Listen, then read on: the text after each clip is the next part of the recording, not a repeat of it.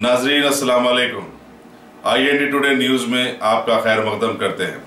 आइए देखते हैं ये तफसीलात।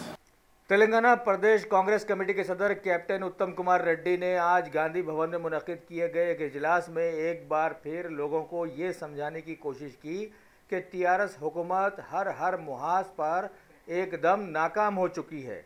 कुछ वादे तो इसने कांग्रेस की मरकजी हुकूमत से भी किए थे, जिसे सबसे पहले तोड़ा गया।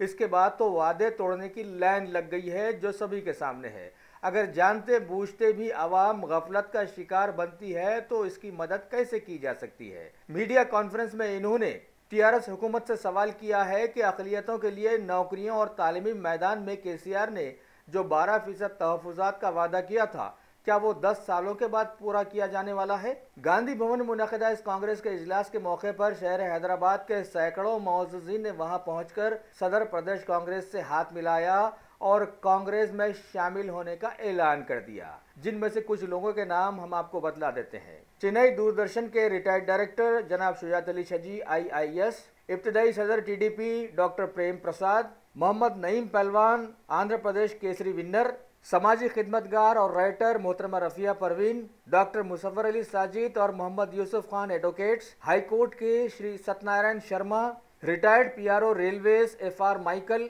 एयर इंडिया के थॉमस, टेबल टेनिस के बैनुल अक़वामी खिलाड़ी Mohammed Ayub, retired ACP Mohammed Himayat Ali, NRI Ahmed साहब, फाइन आर्ट्स एकेडमी के सादिक और मोहम्मद मुनव्वर अली और सोहेल वगैरह। इस मौके पर chairman of professional Congress doctor Dasoju Sravan, GHMC के चेयरमैन शेख अब्दुल्ला सोहेल के साथ साथ कई कांग्रेस के आला लीडर्स भी वहां पर मौजूद थे।